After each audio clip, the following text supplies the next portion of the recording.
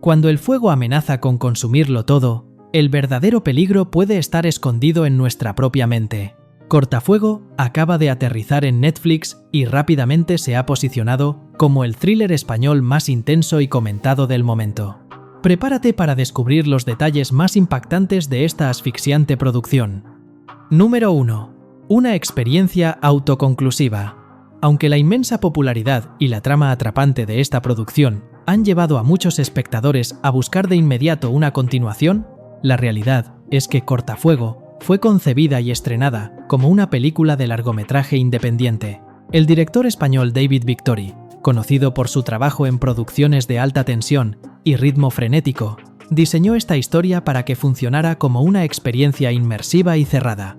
De esta forma, toda la desesperación psicológica y el desarrollo de los conflictos familiares se comprimen magistralmente en poco menos de 2 horas de duración. Esto logra que la adrenalina se mantenga al máximo en todo momento, atrapando al espectador sin necesidad de extender el relato en múltiples capítulos o temporadas. Número 2.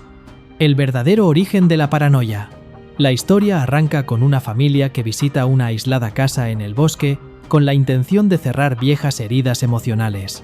Un detalle fundamental que explica gran parte de la trama es la reciente viudez de Mara, el personaje principal interpretado por Belén Cuesta.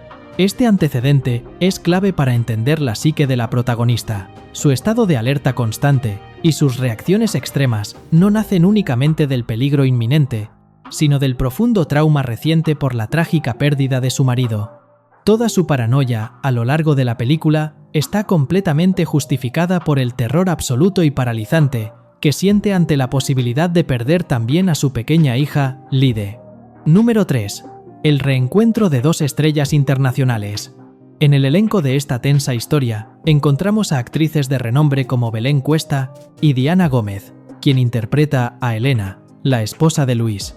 Para los espectadores más observadores, esto marca una reunión sumamente interesante en pantalla, ya que ambas intérpretes formaron parte del gigantesco fenómeno mundial que fue la producción española La Casa de Papel.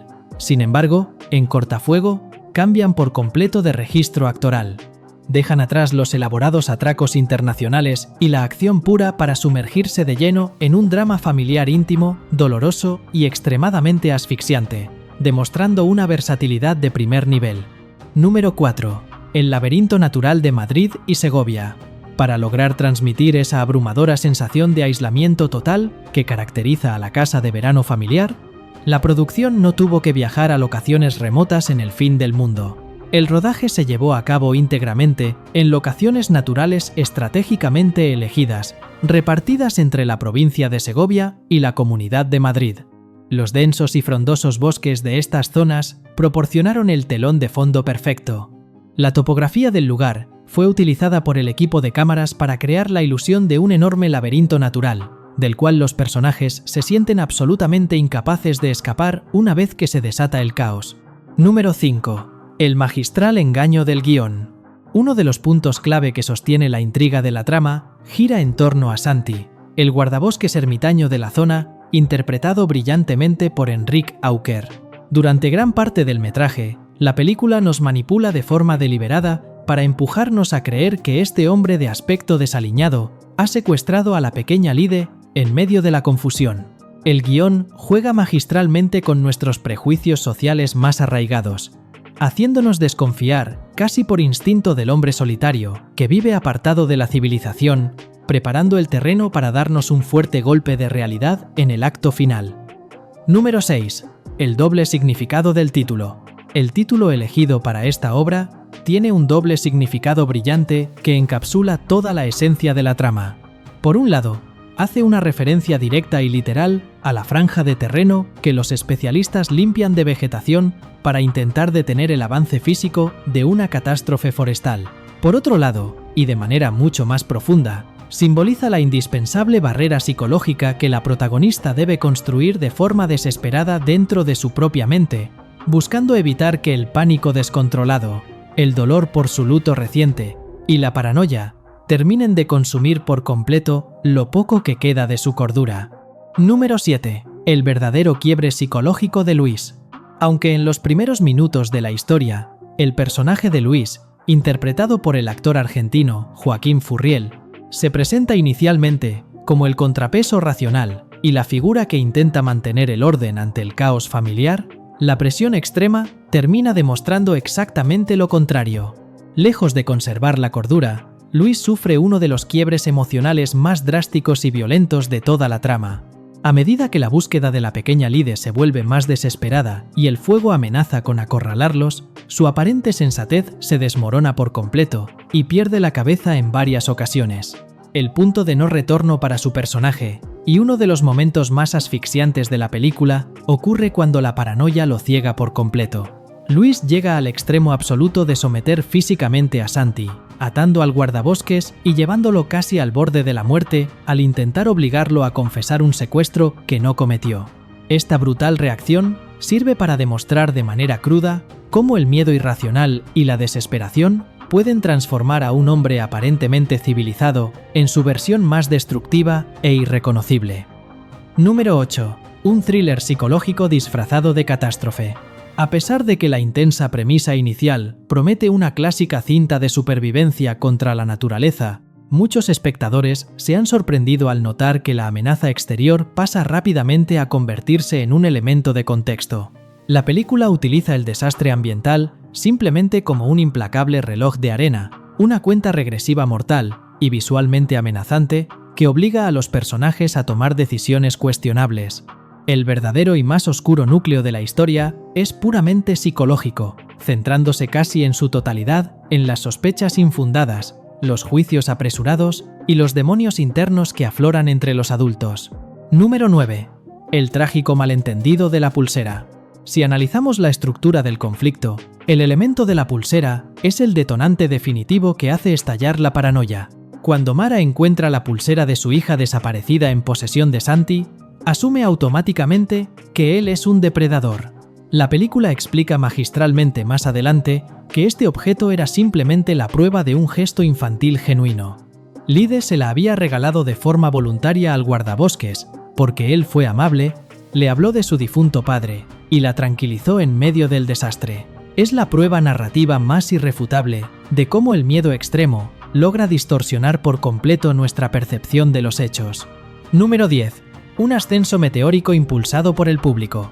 Desde el mismo instante de su lanzamiento a nivel global, a finales de febrero de 2026, la película experimentó un ascenso espectacular dentro de la plataforma, logrando destronar a producciones con presupuestos gigantescos para colocarse rápidamente como la opción más vista.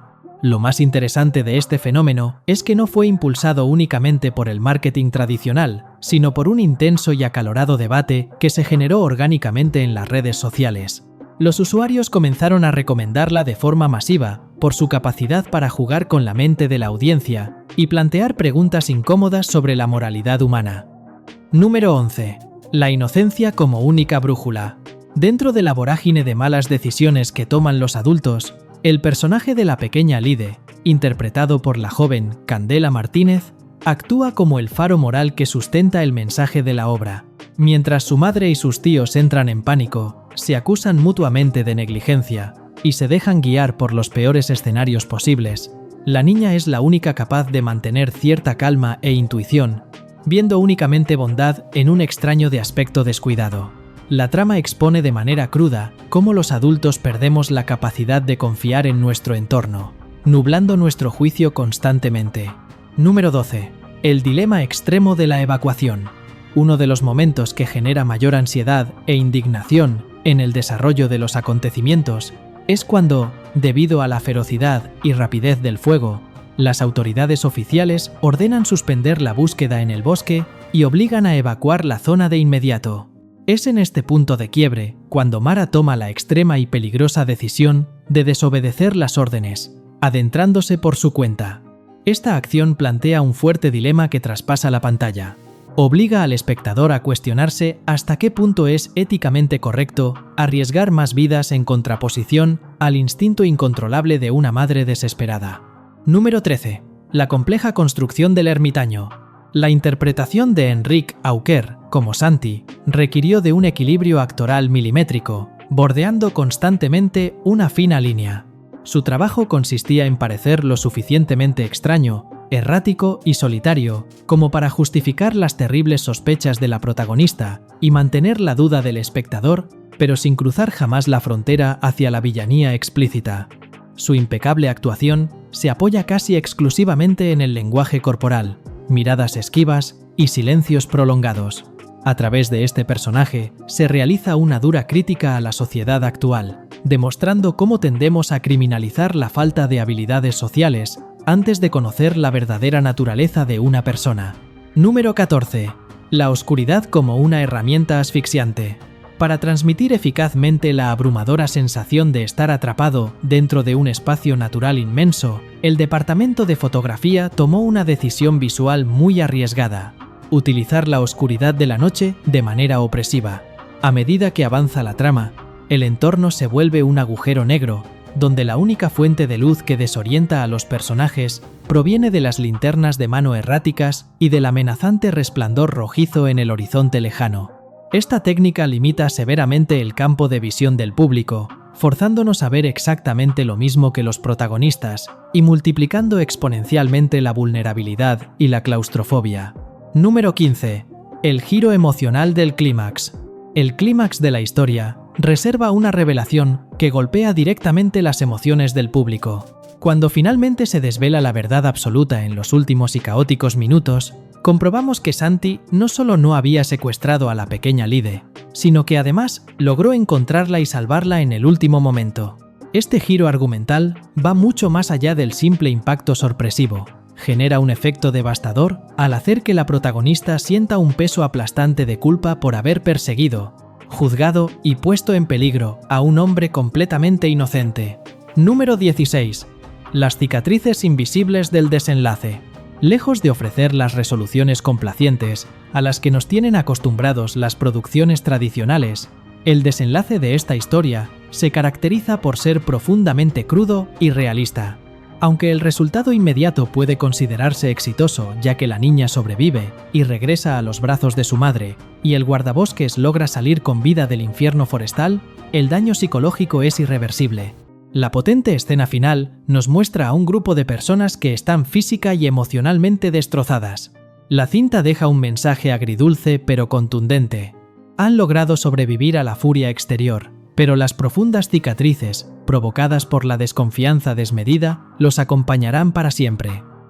Cuéntame en los comentarios qué te pareció la película, y si te gustó el video, no olvides dejar tu like y suscribirte al canal para más contenido como este.